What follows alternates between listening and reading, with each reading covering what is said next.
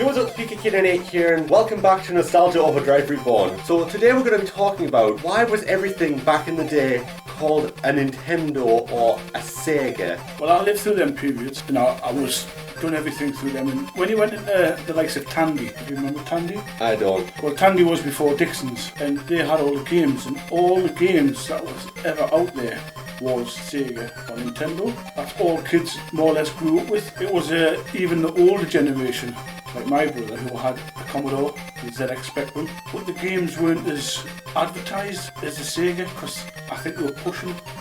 With them just coming out, them consoles coming out, they were pushing and pushing and pushing. Either went one or two ways back then. A lot of people went the Nintendo path, but I never did. I just stuck with Sega. I got the Master System first, I got the Mega Drive, then the Mega CD, and I actually absolutely loved them. It's just lately I've seen how good the Nintendo is, was, with all of their games. But the older consoles, it matches the older Sega consoles. I mean, I think the meme that you sent me a while ago kind of is perfect because it's like everything was a Nintendo, even if it wasn't made by Nintendo. It's like the PlayStation, oh, it's a Nintendo. It's like, it's not a Nintendo, it's not even made by Nintendo. I mean, we used to get, on the second year, we used to get £35 a week. And I remember having the Master System, going to buy a game that had just come out. Even back then, the games were so expensive. It was like a week's wage, the games. You know, you got through the gameplay in a couple of days, and then it was like you were looking for the next game. I mean, you could either purchase or rent a game, which you would usually rent a game because you could beat it in like 50 minutes, an hour. See, there was no way to rent them back then. I think you didn't have like eBay and everything where you could go on and look for cheap games or sell your game if once you played it. Yeah. You were stuck with the game. That's how so many people have still got big libraries of games. Especially with a lot of the absolute garbage. You just buy a bunch of games. You think, oh well, it's for the Sega or it's for the Nintendo. I'll just buy a bunch of games, and then you play. You've told me that you've brought over a bunch of games, and it's like, oh, I've never played that one. Huh? Like you probably never even knew you owned that game. You just dumped a bunch of cartridges in. Yeah, I know exactly what it. I used to watch my brother in the early 80s. I mean, he was clever, and he used to mess on with the ZX Spectrum. He had the ZX81, which he put into a Commodore keyboard. You know what's funny? Sorry to interrupt you, but it's funny how you just say, oh, it's a ZX81 or a ZX Spectrum. You might say a Spectrum, but you don't say, oh, it's a Sinclair. Yeah. I personally went down the Sega route because I think they look better, the aesthetics of it. I mean, you had all black curves and that. I mean, when you look at the Mega Drive and the Mega CD1, them go together, and it's still to this day, it's a beautiful console. And on the Mega Drive, it just fit in between the spring loaded. We have an example right here. Yeah. So yeah. Just slide it straight in there. But obviously, we should get back to the question of why was everything back in the day called a Nintendo or a Sega? I mean, I used to go around my mates' houses in the mid-80s and that. Once these started coming out and you seen them playing them on the telly later towards the 90s, when you went in, you used to say, oh, is that Sega or a Nintendo? That's only two things you used to say. Because I think that was drummed into everybody's head, Sega, Nintendo. When you get like the PlayStations come out, yeah, they have a massive push, and it's all about that one console. And then you get somebody else fighting, Nintendo and PlayStation. They'll push and push and push and advertise. That's what it was like back then, but you didn't have like social media, or it didn't go on the telly for adverts and everything. You just had to fill the shops with your products. I mean, in my kind of era, it was always like Xbox versus PlayStation, and it's always like, which is better? But it's like, as soon as you said, what about Nintendo? Everyone looked at you just like, the fuck do you mean? No, it's a baby toy. I think the reason that people would always associate the company with the console is because it's like some kind of status symbol. It's like, oh, you want a Nintendo console? Nah, doesn't matter how good the console is, it's a Nintendo console. I mean, even the writing on that, where it says Mega Drive, yeah, it looks cool. The font is actually pretty good. And even the Sega font, the Sega logo. But I mean, it's the class. You go online and you look for the older Nintendos, and you go and look for the older Segas, and the games and the consoles cost a fortune now. You go and get a number one of the Mega Drive and the Mega CD, and it's costing more on the PlayStation 5. Yeah. And that's second hand, and that's something that's like, you know, 30 plus to nearly 40-year-old. I personally think the reason that back in the day people would say like Nintendo or Sega, again, it's like a status symbol. It's like, if someone said, oh, I have a Master System, a lot of people would look at you just like, what's a Master System? Oh, it's a Sega. Oh, you're like Sega stuff. Or it's like you said, oh, I have an NES. Like, I mean, you buy Windows stickers for your bedrooms. I mean, I used to have Pioneer for a hi-fi. I used to have Pioneer. And you'd actually buy Windows stickers of Sega and Nintendo. Couldn't buy Windows stickers of fucking Sinclair Spectrum, No.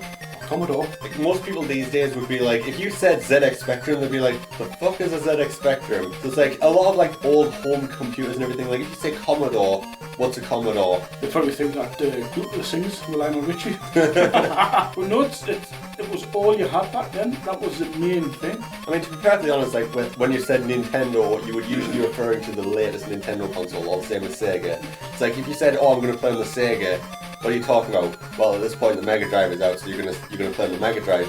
But what if you decide, you know what, I'm gonna play a Master System game instead? But you just said, I'm gonna play on the Sega. People would assume you're talking about the Mega Drive because it's the latest version. Yeah. But you're actually gonna play on the Master System. I mean, if you go to like the HMV or Asda, the big stores, yeah, all their game sections have now is PlayStation or the newest Nintendos. You can go into CX now and look at some of their Master System and Mega Drive games, and even the older Nintendo games, and never charging fortunes. They put it on Facebook, this CX, this part of the country's got this in for this price. And you see everybody trying to get down there to get it because they're so sought after. When you say Nintendo or Sega, it hits more than when you actually mention the name of the console, which is why I think, as you said, it's been drummed into like people of your age's heads, where it's like the company is like more important than the actual console. So if you say Sega, it's like Sega, but then you say Mega Drive, it's like, oh yeah, I'm playing the Mega Drive. I mean, if you think of it like that, you've got the Master System, Mega Drive, Mega CD, 32X, Saturn, Dreamcast. All the time, you look at just Sega. That's the way I look at it. You're exactly right. I don't look at the console, I just look at the name Sega. If I'm looking for something on eBay, I don't put in the console, I put in Sega and bring everything up. Exactly. Like when I look for Nintendo now, I just put in Nintendo. Because I mean, it's like, when you're referring to a console as a Sega or a Nintendo, you're not exactly referring to a specific console, you're just referring to everything. Yeah, it's amazing what it actually brings up. I mean, I usually change the settings to worldwide and just put Sega in worldwide, and some of the stuff I've never even heard of. You know what I do? You know the Nintendo controllers. Yeah. What do you put in the back of them? They've got like 2 big slots. I believe that's for a rumble pack. Like you put it in, and it's like. Ooh. If anybody out there knows if that's right, let me know, because that's quite interesting to see what that actually is. I can look it up. So I think personally, I'll go old school all the time. And an example why is just look at the PlayStation 5. What the hell did they do with that? Looks like someone's just made an electric heater into a gaming thing. Now, when you look at these, even like the Nintendo consoles, the early ones, yes, they were bulky, but they had character. To wrap this video up, that's definitely why I think it was all Sega and Nintendo, because it was a status symbol. Yeah. It's like if you said Sega, you knew exactly what you were talking about. But if you said Master System, you might get that one person who's like, I don't know what a Master System is. You did get magazines back then when they came out. You had the Sega magazine, yeah, or the Nintendo magazine, and that's what it was called. It wasn't named after console. Yeah, it was called the official Nintendo magazine. Or the Sega magazine.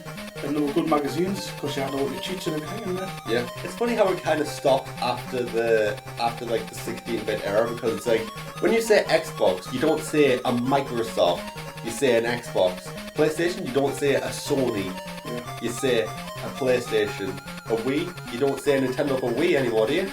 You'd say it's a Nintendo Wii or a Wii. No, you just call them by the consoles now, don't you? Exactly. You know, I've got a PS1 or a PS2, PS3, I'm going to get a PS5.